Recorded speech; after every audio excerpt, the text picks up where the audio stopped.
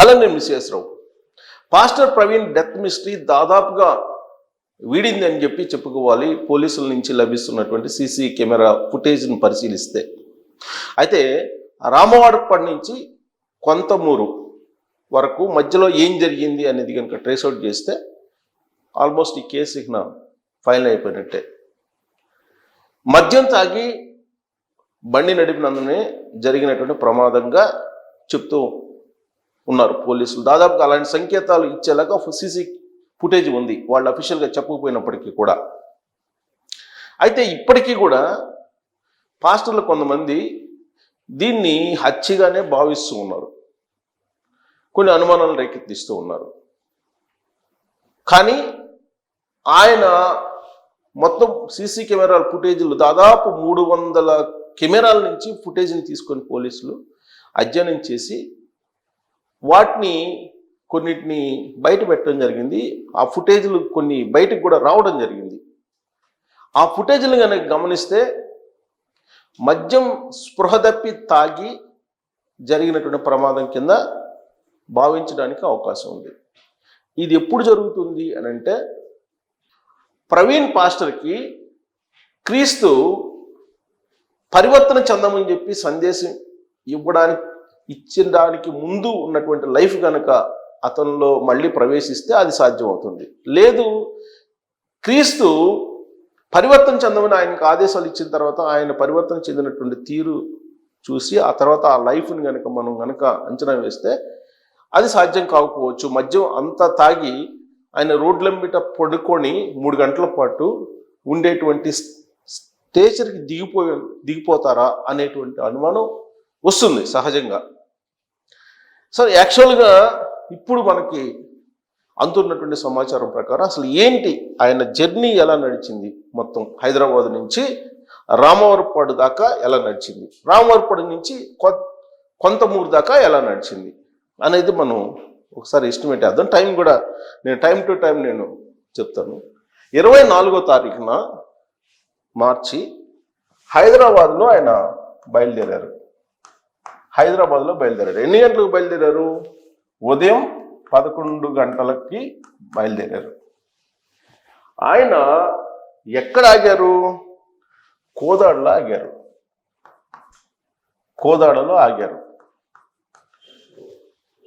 So కోదాడలో ఆగారు. ఆయన ఉదయం 11 గంటలకు హైదరాబాద్లో బయలుదేరి కోదాడలో ఆగారు. కోదాడికి మధ్య డిస్టెన్స్ ఎంత? 182 కిలోమీటర్స్. ఇది గూగుల్ చూపిస్తున్న దాని ప్రకారం దీనికి ట్రావెల్కి 3 hours 14 minutes పడుతుందండి ట్రావెల్ టైం. 3 hours 14 minutes అంటే ఎన్ని గంటలకు చేరి ఉండాలి? కోదాడికి 2 గంటలకు చేరుకొని ఉండాలి. ఎంత నిదానంగా వెళ్ళినా ట్రావెల్ టైం దీని ప్రకారం. హైదరాబాద్లో ఉదయం 11 గంటలకు బయలుదేరినటువంటి ప్రవీణ్ 182 కిలోమీటర్లు ప్రయాణించి ఒకవేళ 3 hours 14 minutes అయితే కనుక ఆల్మోస్ట్ అరౌండ్ 2 o'clock చేరి ఉండొచ్చు. అక్కడ ఏం చేశారు? అక్కడ ఉండేటువంటి మద్యం షాప్లో మద్యం కొన్నారు. ఇక్కడ మద్యం కొన్నారు. ఎంత? 650 రూపాయలు కొన్నారు. దీనికి సంబంధించినటువంటి ఆధారం పోలీసుల దగ్గర ఉందని చెప్పి తెలుస్తుంది. ఇక అక్కడి నుంచి ఎక్కడికి వెళ్ళారు? కోదాడలో బయలుదేరి ఆయన ఎక్కడికి వెళ్ళారు? గొల్లపూడి వెళ్ళారు.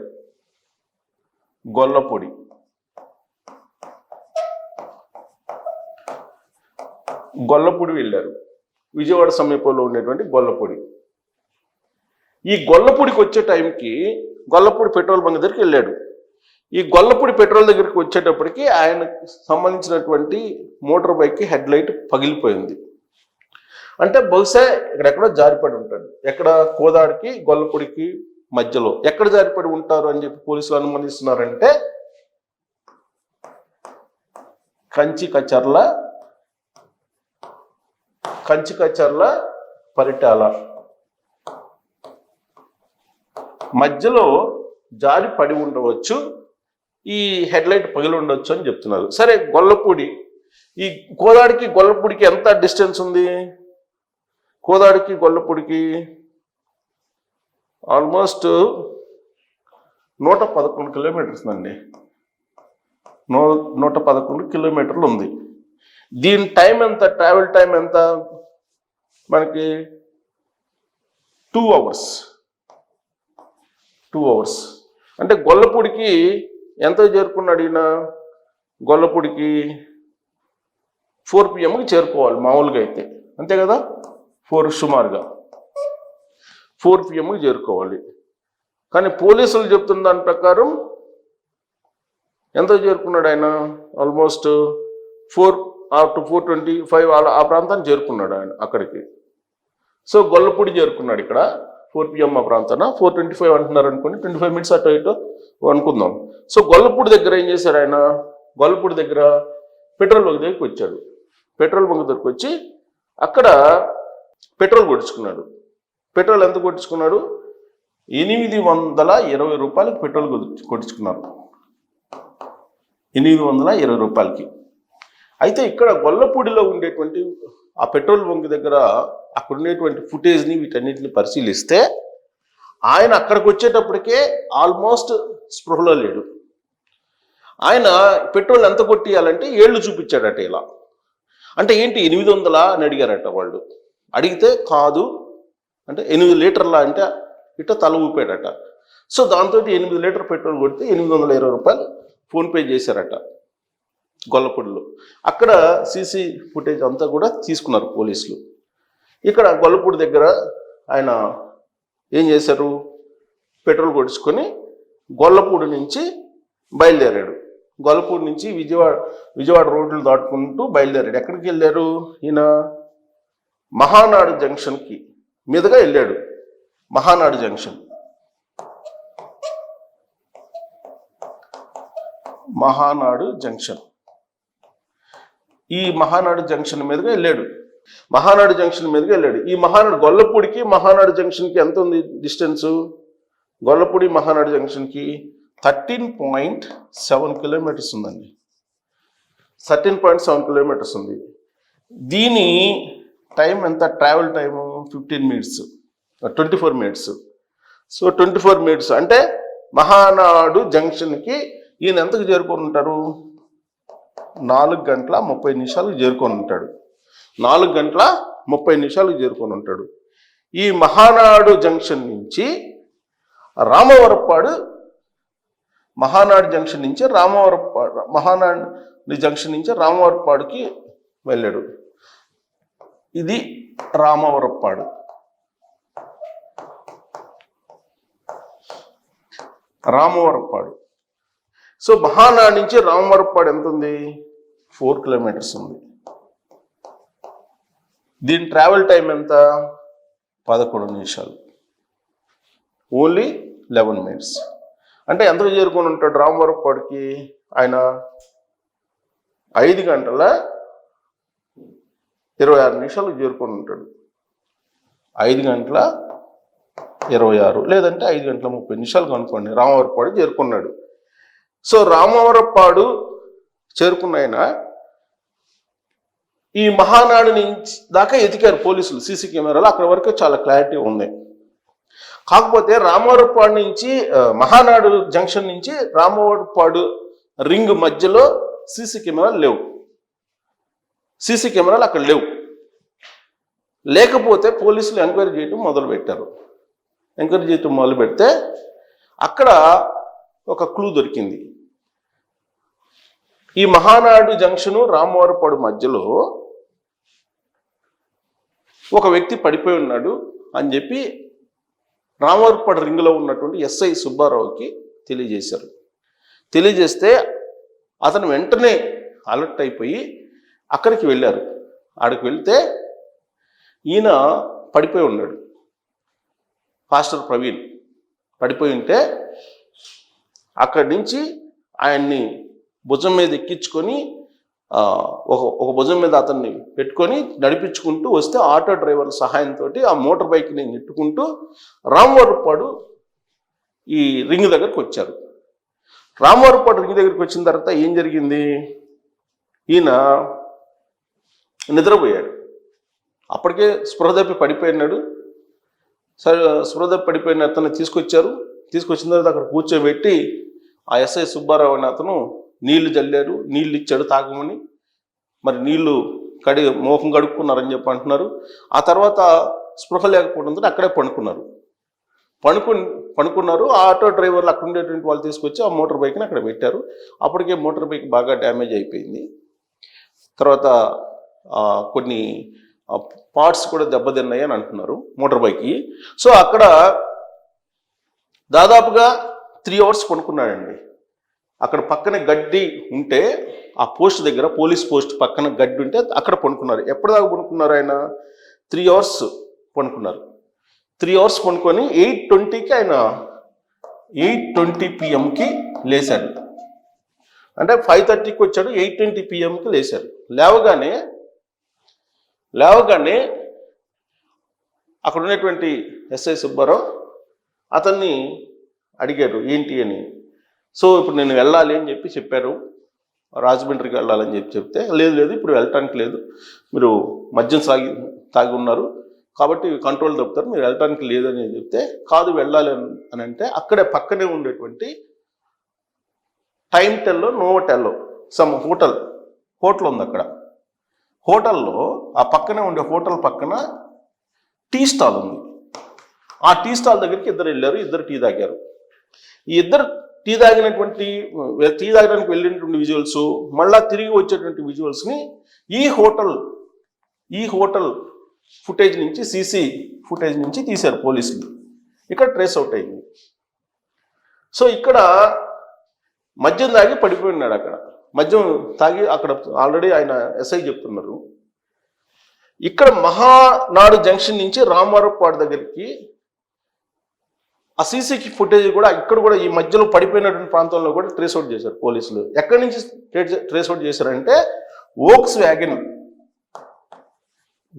వ్యాగన్ షోరూమ్ ఉన్నారు అక్కడ.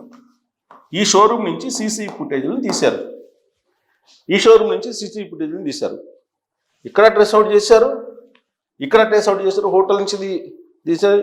హోటల్ నుంచి టీ తాగడానికి వెళ్ళారు, మళ్ళా వచ్చారు. వచ్చిన తర్వాత లేదు ఇప్పుడు వెళ్ళడానికి లేదని చెప్పి ఎస్ఐ చెప్పారు. కాదని చెప్పేసి అతను రామవరపాడు దగ్గర బయలుదేరాడు. ఎక్కడికి? ఏలూరు వైపుగా బయలుదేరారు, రాజమండ్రి వెళ్ళడానికి. సో ఇక్కడి నుంచి ఏలూరు బయలుదేరారు. ఇక్కడ నుంచి ఏలూరు ఎంత? రామవరపాడు నుంచి ఏలూరు వచ్చేసి 58 కిలోమీటర్స్. 58 కిలోమీటర్స్. దీని ట్రావెల్ టైం ఎంత? Almost 1 hour 10 minutes, maximum 1 hour 10 minutes. అంటే ఎన్ని గంటలకు చేరుంటాడు ఇతను? 1 hour 10 minutes అక్కడ చేరాడు. ఇక్కడ చేరిన తర్వాత ఏలూరులో ఏం చేశారంటే, ఇక్కడ టానిక్ అనేటువంటి ఒక వైన్ షాప్లో మళ్ళీ 350 రూపాయలకి మద్యం బాటిల్ తీసుకున్నాడు. దానికి సంబంధించినటువంటి ఆధారం కూడా ఉంది. 350 రూపాయలు మద్యం బాటిల్ తీసుకున్నారు. మద్యం బాటిల్ తీసుకొని అక్కడి నుంచి ఆయన బయలుదేరి ఎక్కడికి? కొంతమూరు వచ్చారు.